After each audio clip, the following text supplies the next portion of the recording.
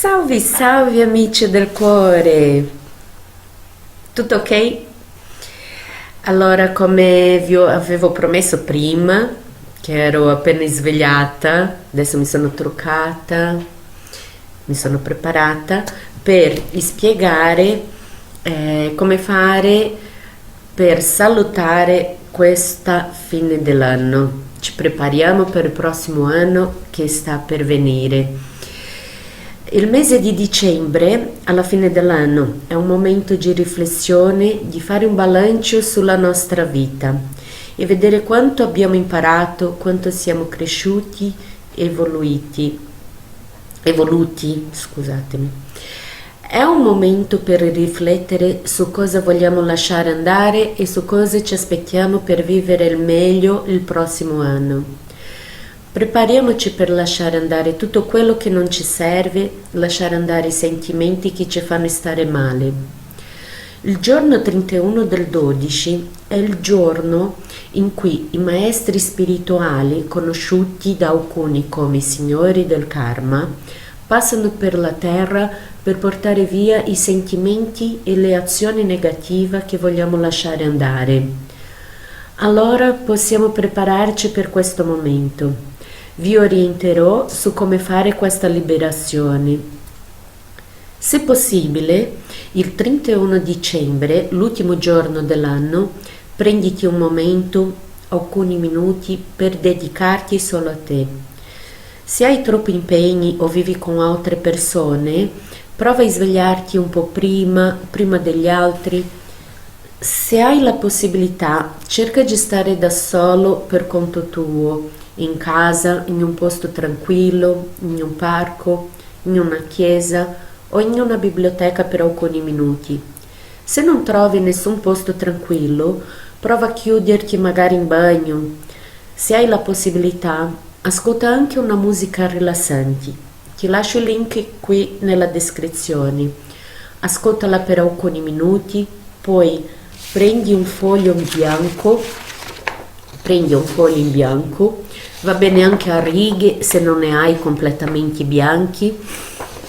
Prendi di preferenza una matita, ma va bene anche una penna se non la trovi, e preparati per scrivere la tua lettera ai maestri illuminati del karma. Una volta non esisteva questa tecnologia qua, dove tutti sono molto veloci a comunicarsi. Una volta, quando ero adolescente, si usavano le carte. Io avevo anche collezione di carta colorate con disegni carini, e poi da adolescente si usava scambiare queste carte perché non esisteva il telefono.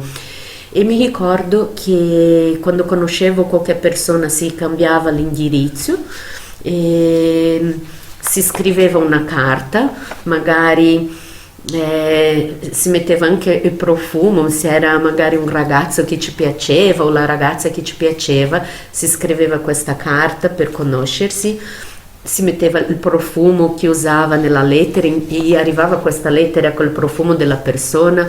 Provavi tanti sentimenti, perché poi era un momento che una persona si dedicava magari da solo a comunicarti con te, a parlare come era passata la settimana, il mese, come svolgeva la vita. Era molto bella questo scambio di lettera, andare in posta, prendere il francobollo, inviare, poi stare lì a aspettare il ritorno, la risposta di quella lettera, chissà se quella lettera è arrivata, chissà se il papà non ha preso la lettera e l'ha strappata e l'ha nascosta per la figlia non vedere, o la mamma che è un po' gelosa, che non voleva quelli contatti. C'erano queste cose. Oggi si fa tutto con telefono, la mamma va lì sul telefono a controllare chi ci scrivi, cosa ci scrivi. Ma una volta era molto bello questo scambio di lettera. C'era chi anche faceva collezioni di francobollo. Io avevo messo da parte alcuni, anche delle amiche che abitavano in Giappone, che sono andati a vivere in Giappone, e mi mandavano delle lettere con delle adesivi giapponesi. Era un momento molto bello. Si se tu non hai mai scritto una lettera o neanche a Babbo Natale non hai mai scritto la lettera da piccolino, adesso preparerò un video su come scrivere questa lettera ehm, ai signori del bene e del karma per trasformare, portare via tutto quello che non ci serve mai.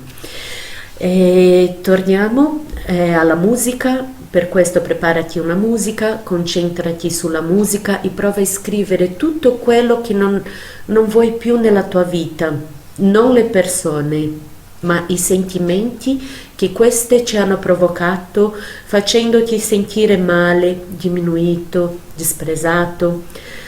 Se non sai come fare, ci lascerò i link della lettera che farò io per lasciare andare. Copiala pure in un foglio e rileggila. Puoi anche aggiungere qualsiasi cosa che ti viene in mente oltre l'esempio della lettera. Prendi la tua lettera, leggila più volte, ringrazia per ogni sentimento e rifletti su quanto questi sentimenti ci hanno reso più forte. Concentra con fede e intenzioni, facendo un respiro profondo in ogni parola che hai scritto.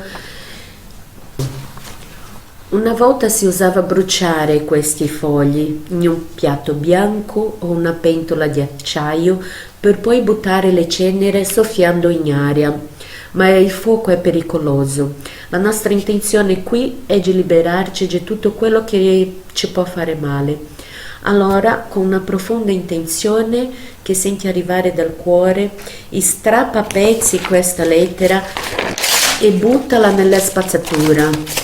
Se dove vivi non c'è la raccolta differenziata, buttala nella carta, mi raccomando, altrimenti va bene nella spazzatura che hai.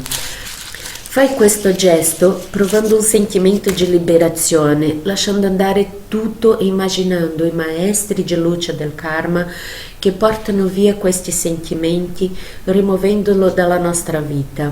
Vedrai che così facendo riuscirai a iniziare il nuovo anno con un spirito rinnovato, lasciandoti dietro ogni peso, e sarai pronto per vivere al meglio e per crescere ed evoluire con i nuovi sentimenti, con le nuove sfide che ci presenteranno. Ok? Grazie, alla prossima, il prossimo video sarà solo la lettera.